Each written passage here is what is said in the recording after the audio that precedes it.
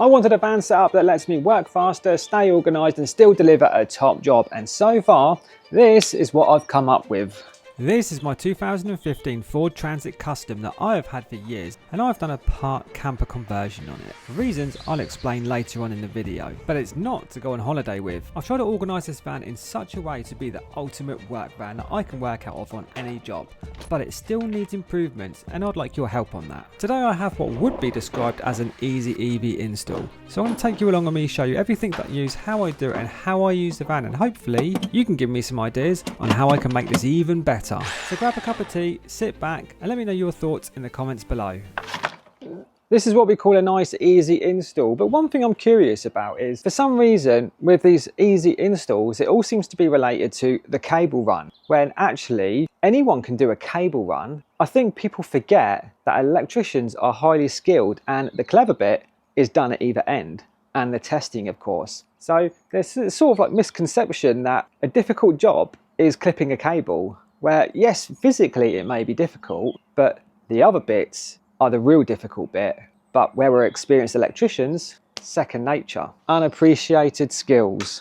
I'm going to take you through all the stages of this job and how I do it and things that I need to think about. Here we got the damp course. Can you see that there? That's the damp course there. So I'm going to drill above it, slight angle because these walls are offset. Go through there, bish bash bosh. Then that's like that bit of the job done. Clip the cable and then we'll start at that end and work our way out the house. Before I get the big daddy drill bits out, I like to put a 10mm hole through the wall, use it as a guide to make sure my hole is in the right place. I go through the first course on hammer mode and then I just go to the normal drill mode. That stops anything blowing out. And if we see here, I've got my angle bang on and that drill bit comes out absolutely perfectly. This is a 28mm core hole saw, hole 28mm core drill bit that I'm going to put through the wall now. I could just go with a 20mm SDS bit, but there's a couple of things with that.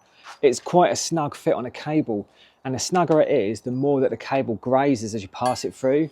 So by giving myself that little bit more of allowance, hopefully I can save the cable from looking crap basically, and the bigger the hole doesn't really matter because I can just seal it up. So it takes a lot longer to do this way, but you don't blow any brickwork either side of the wall. Nicer finish, nicer job. This is how you do it. Lost my ear defenders.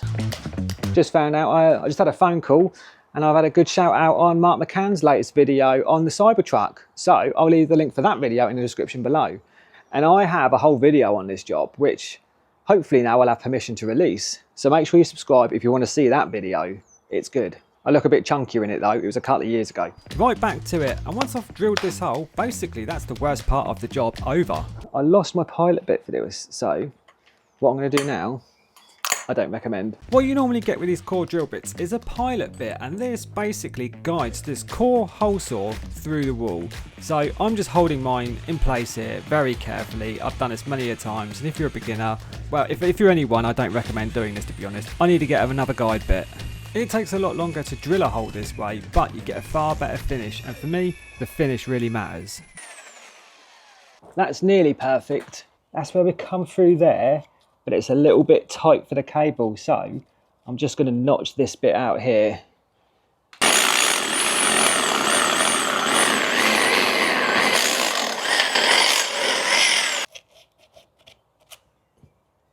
And doing simple things like just catching all the brick dust, look at it all. In that, it saved a right mess and it keeps the customer happy. Not only that, if you clean up as you go, there's less to do later on. And when I'm nearly done, I want to go home.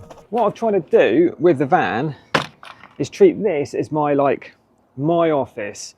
So everything that I need is within hand's reach. And I've tried to build a collection of specialist tools. Well, specialist may be a bit much, but a selection of tools that are perfectly suited for this job. Installing EV chargers, streamlining everything I possibly can. Nail gun, amazing. No brick dust, very quick. Don't point it at yourself, you'll probably die. Here I have all my fixtures for everything that I need. Box here with all my D-line clips in, which is running low actually, which I'll use sparingly now. Little velocity pouch just in the door there, ready to load up to put my clips in. Next case here, full of nails. The nails I use at the minute are the 27mm ones, and I fire them into the mortar, and I'm going to show you a little bit later on how hard they are to get out of the wall. Now this combined with the D-line clips, this spit gun can actually work out to be pretty expensive for an installation, but sometimes the things that are expensive also give a better finish. It also speeds up the job massively, and this is the part of the job that no one really wants to do, clipping cables. So firing these nails is a massive time saver. Now if you're curious what happens if you fire this into the breeze block rather than the course, it doesn't always go very well. So we'll give it a go, we'll see what happens. Doesn't like it. That's why I fix into the render. Look at that hardened nail completely bent. So that is a drill and wall plug job. And we'll stop it there till I've sorted out the position of the charger. This is the Rumpotech cable roller. This is the 300 and it also comes in a 500 for like really massive drums, but this can handle most jobs. Really good, way better than those cable horses, is what I used to call them anyway. The old fashioned things that fall over all the time. Much better. That, great. Compact. You can hide this anywhere on the van. And then this is the Doncaster Cables EV Ultra that I always used with the Cat 5, but not the single pair. And as you can see from like the diameter, and I'll get that 20mm drill bit, there's probably an easier way of doing this. But you can see the diameter there, and why, if you do that size hole, the cable scuffs. So just do it a little bit bigger. You may have noticed as well when you buy these drums of cable, it's got a little cap on the end with a bit of tape. Let me know if you know what that's for in the comments below, or you knew, because I'm going to tell you now anyway.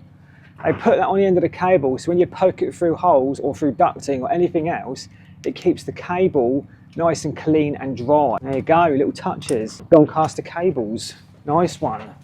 Now I like to always pull the cable from the charging position to the consumer unit. That way if you do get any scuffs on the cable, it will never be on the end where the charger is, which is the finished end in my opinion. The existing setup at this property, we have the consumer unit here. Can't use it because one, I literally have never seen this brand before in my entire life, so there's no way I was going to be able to get an RCBO for it or a surge protection device. It is Series E. So I don't know if that was bought on eBay or something. Either way, not using it. Plastic, shared RCD there on one side. Never going to get a surge protection device for it. All in all, once you buy a surge protection, it's the same cost as putting in another board basically, like material wise anyway. So I've got this space here. I'm going to take these out of here, put them in some terminal blocks, put a new consumer unit up, wire this all up.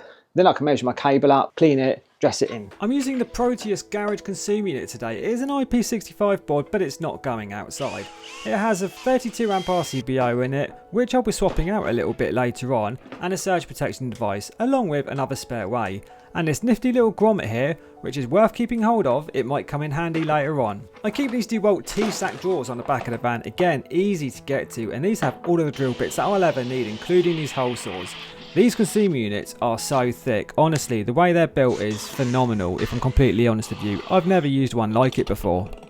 Now, I don't know any other board that is made of metal as thick as this. Honestly, look how thick that is. Most boards now are like made super thin. So these Proteus boards, absolutely solid. Look how thick that is. I'm installing 3 glands in the bottom of this consumer unit. The first one is for the meter tails, the second one is for the Cat 5 cable, and the third one is for my EV Ultra. You'll see all of these in use later on. But before I install that, I just wanted to show you another efficiency thing that I've done with the van. With this battery here, my drill ran out earlier, M12 battery. Now, if I'm like in a situation like here, there's no sockets in this garage that I've seen anyway. Doesn't matter to me. I've got my charger here.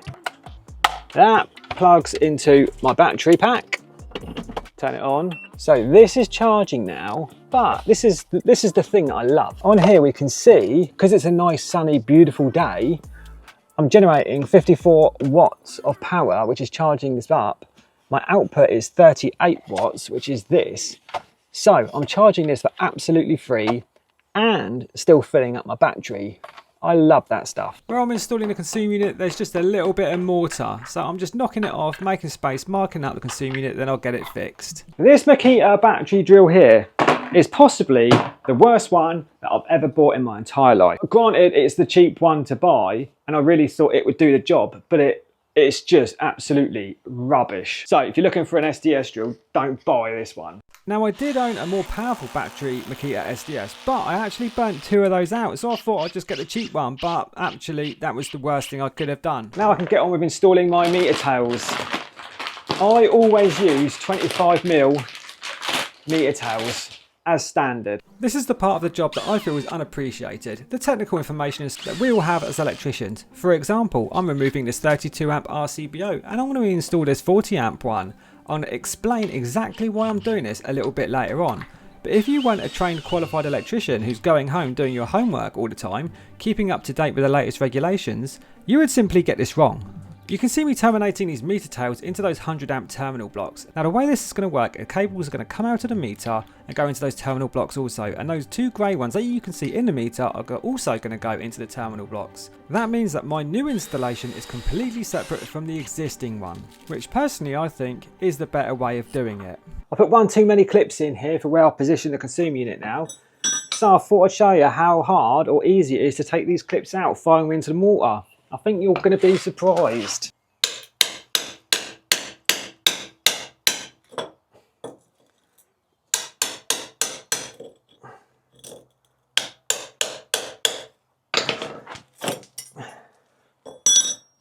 They're pretty well in there. Can I say, I can't save that, that's dead. Now it's time to finish dressing in this EV Ultra cable up to the consumer unit, using a level and the D-line clips, keeping everything nice and straight. There's a nice little touch you should all be doing before you pin your cable back.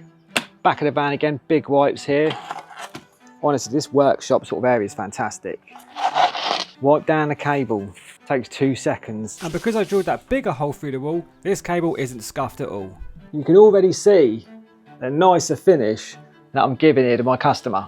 There's always more than one way to do a job, and for me, I'm a little bit more expensive, but I just like to use the better equipment and give a better finish. Quality really matters. Now that I'm basically done in there apart from the testing, it's time to get the charger installed. Today's choice of charger is the Hypervolt. 5 meter ultra wide. Really nice, and the thing with this is it goes really well with the fascias of this property. Integrates with Octopus and other EV tariffs. App's good, Wi-Fi connects really good compared to the version 1 charger. All in all, solid all-round unit. There's really only 3 chargers that I like to install now. It's the Hypervolt, the Simpson & Partners and the Anderson. All of these have the option of a 5-year plus warranty. I've been testing out this little Bosch 12 volt drill along with this Milwaukee one, and so far I prefer this one. I think the Bosch is better than Milwaukee. I think it's built better. It's got like a metal chuck as well. This one's plastic. Do you know what? I think mobile phone. I think Milwaukee's overrated. Anyway, this one's better so far. I've only had it a couple of weeks. So 2-week review, this one's okay. This one's good. The Hypervolt mounting bracket is just 3 fixings, nice and simple. Then it's time to open up the cupboard, drill a hole in the bottom for the cable entry. Again, a 25mm stuffing gland for me because it's not SWA. And I'm just dressing the cable in. And as you can see, no scuffs again. And I've offset that cable. It's really important to do that. It gives a nice tidy finish. And also it stops the charger bottom from dragging down. Now, I wouldn't normally recommend installing an EV charger underneath a windowsill for the obvious reasons that you get water runoff. But this is a slightly different property. We have this massive overhang here, which you may not be able to tell how big that is. It's nearly 40 centimeters excluding the guttering. So there's not going to be a lot of water hitting that and running off. So I'm quite confident it's going to be okay. And the chargers are waterproof anyway. The Hypervolt end is all ready for testing as well. So now I'm just connecting up the CT clamp, putting all of the excess cable into that little whisker box, sealing up all of the holes, and now it's time to get on with the tester. I'm using the Mega X1. There's been a couple of issues with this, and if you'd like me to make a video on this, let me know in the comments below. Either way, I'm carrying out my dead testing first, then connecting everything up, and then I'll be carrying out my live testing. The Hypervolt has a little plug there which you must plug in, otherwise none of the lights are going to work. And then just nip up the front cover screw. This is the white front cover, which I'll be honest with you, I've started to really like. The grey's super popular, but everything's grey. As long as you keep this clean, I think that looks lovely. The front cover has two fixings either side to secure it. Now I'm just going to mount the holster, but I'm putting a little bit of tissue around the edge of the charger. I always find that brick dust gets stuck in all the little grooves. So, just to keep things nice and tidy, just do that and clean up the cables after. Now you remember I changed that RCB over in this consumer unit? Well, the reason is this. Inside the Hypervolt installer's guide booklet, it clearly states, at the consumer unit, a suitably sized overcurrent protective device must be installed to protect the Hypervolt circuit. The Hypervolt takes a maximum load of just below 32 amps. Consideration should be given to if a 32 amp or a 40 amp device is used based upon operating environment. A 32 amp device may run too warm and trip out prematurely over a long charging period, especially if it's between other loaded devices. In all cases, the Hypervolt must also be protected by an external RCD. Type AC devices must not be used, which is why I've installed that 40 amp RCBO. I don't want to risk it running warm in any way, shape or form. So there you go. Historically, I think a lot of people have installed 32 amp RCBOs or protection devices, but the whole EV charging installation thing is still relatively new and still having a few teething issues I have found. We can only do what we can do and do it the best we can. That is that, all done. I want to show you something cool. We're going to go back to the office now and sort this van out a little bit. And what I want to see is my battery at the minute is generating 97 watts and we're up to 49%, which is super cool. I haven't been able to do this in the winter and I've had to take this out and charge it. But it looks like I'm going to try and see if I can keep this battery charged up throughout the summer without having to take it out and charge it up. We're at 49%. Let's see what it's at when we get back to the office. Hello. Right, let's see how much battery it's got. What was it, about 48%? I think it was 47, 48, 49, I can't remember. But now we're on 55, which is pretty good. It says full charge time 14 hours.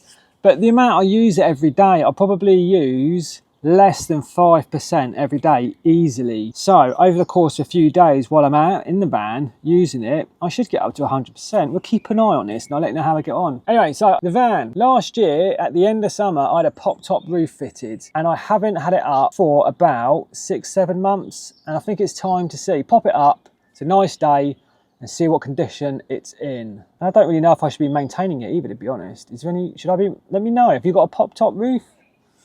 I don't know, let's have a look. If you haven't seen it here before, this is my ultimate work van. Looks pretty good to me. I'm quite happy with that. So if you're new to my channel, I've got a video showing how I done this and when I done it. The reason I done it was I was doing a lot of traveling around the UK doing these EV installs. I've sort of cut back on that a little bit at the minute. So I've done all this really because if you're a tradesman like me, you're pretty much guaranteed to get your van robbed if you leave it at a hotel overnight. So my idea was I'd sleep in it and in the summer, in the evening, stay somewhere nice and enjoy the scenery. Other benefits of this, I've just got a lot of headroom, to be honest. Like, how many people in a Transit Custom can stand up in it? And this is the bed. Plenty of room for me, maybe, Olive. Washing line? Not really. So yeah, anyway, if you want to see more of an in-depth sort of video on the van and what I've done to it, let me know. But what I really want are your ideas on how to improve it, because I don't really know. And if I'm completely honest with you, I didn't really know where I was going with this video to start with. I've just sort of waffled all day, but I appreciate you sticking about if you have, and subscribe to my channel, and I'll see you soon.